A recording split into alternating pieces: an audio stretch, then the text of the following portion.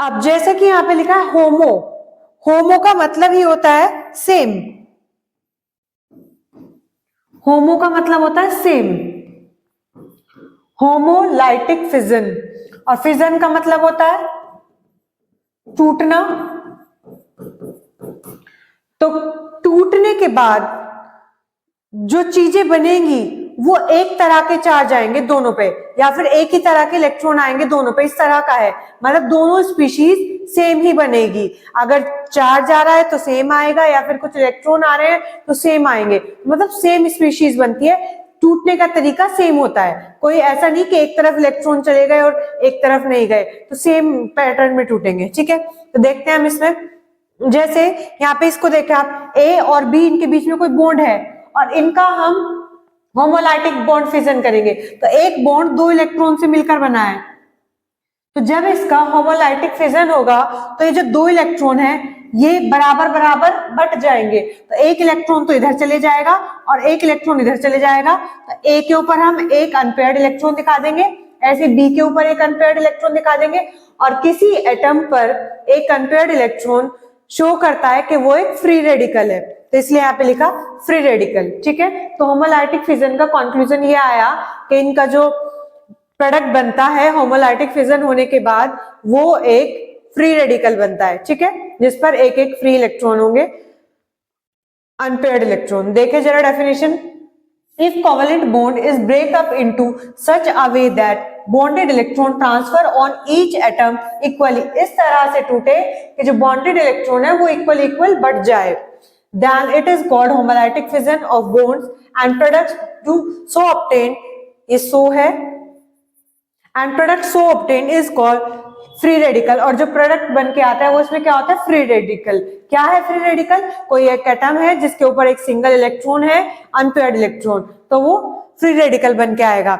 It is carried out इधर bye sunlight और heat, चाहे तो सनलाइट के प्रेजेंस में होगी चाहे हीट की। अब कोई एक बॉन्ड ले लिया है, बताया है कि कोवेलेंट बॉन्ड टूटा तो हमारे पास फ्री रेडिकल बन गए। एक और एग्जाम्पल इन्होंने किसका लिया है, एक इथेन का मॉलिक्यूल लिया, इसका सनलाइट के प्रेजेंस में होमोलाइटिक बॉन्ड फिजन किया, तो क्या होगा, एक इलेक्ट्रॉन इस बॉन्ड का इधर जाएगा एक इधर, तो हमारे पास CH3 मिथाइल के फ्री रेडिकल मिलेंगे। ठीक है, तो दो मिथाइल के फ्री रेडिकल मिल गए, मतलब दो मॉलिक्यूल्स आया हमारे पास मिथाइल फ्री रेडिकल के। समझ आ गया होगा सारा कंसेप्ट, क्या है होमोलाइटिक बॉन्ड फिजन। ठीक है, अब इसे और देखते हैं कि इसकी जो इंपॉर्टेंस है, इंपॉर्टेंस क्या है होमोलाइटिक बॉन्ड फिजन से। अगर हम होमोलाइटिक बॉन्ड फिजन कहीं करा रहे हैं तो ये किस रिएक्शन, किस तरह की रिएक्शन में ये होगा, और इसके होने के बाद रिएक्शन आगे कैसे प्रोसीड करेगी, एक हम मैकेनिज्म भी देखेंगे। ठीक है, देखिए जरा, importance of homolytic fission, it is helpful in explaining mechanism of gases reaction and depletion of ozone layer. कहाँ पे, कुछ गैसेस की रिएक्शन को एक्सप्लेन करने के लिए और ओजोन लेयर के डिप्लीशन को एक्सप्लेन करने के लिए भी हम होमोलाइटिक बॉन्ड फिजन वाली रिएक्शन ही प्रोसीड करते हैं। मतलब अगर हम ओजोन का डिप्लीशन दिखा रहे हैं रिएक्शन के थ्रू, तो जो रिएक्शन होगी उसमें जब हम बॉन्ड्स को तोड़कर दिखाएंगे O3 के, तो वहां पे भी हम बॉन्ड्स को तोड़ने में होमोलाइटिक बॉन्ड फिजन ही करेंगे। ठीक है, देखिए यहाँ हेलोजिनेशन ऑफ एल्केन, मीथेन का कोई मॉलिक्यूल लिया, उसका हेलोजिनेशन किया सनलाइट के प्रेजेंस में, तो होगा तो क्या, यहाँ से एक H हटेगा और Cl चले जाएगा और एक HCl निकल जाएगा। ठीक है, हेलोजिनेशन हो गया। ठीक है, अब ये हुआ कैसा है ये देखते हैं, इसके mechanism by using homolytic bond fission.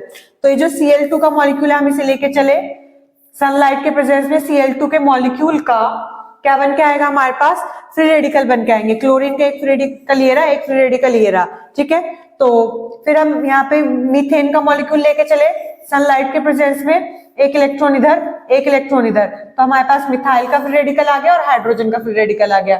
ठीक है, फिर हमने क्या किया, इस एक क्लोरीन को इस मिथाइल के फ्री रेडिकल पे हमने अटैक कराया, तो ये दोनों सिंगल बॉन्ड है तो आपस में ये बॉन्ड बना लेंगे, सिंगल इलेक्ट्रॉन है तो ये हमारे पास क्लोरोमीथेन बन के आ जाएगा, और जो ये Cl बचा था यहाँ पे एक Cl यहाँ पे आके H के फ्री रेडिकल के साथ HCl का मॉलिक्यूल बना लेगा। तो हेलोजिनेशन ऑफ एल्केन की मैकेनिज्म को एक्सप्लेन करने के लिए भी हम होमोलाइटिक बॉन्ड फिजन वाली रिएक्शन ही यूज करते हैं। इसलिए यहाँ पे बताया कि इस रिएक्शन का यूज करके हैलोजिनेशन ऑफ एल्केन का हम मैकेनिज्म एक्सप्लेन कर सकते हैं। ठीक है, सभी को समझ में आ गया होगा होमोलाइटिक बॉन्ड फिजन और उसकी इंपॉर्टेंस।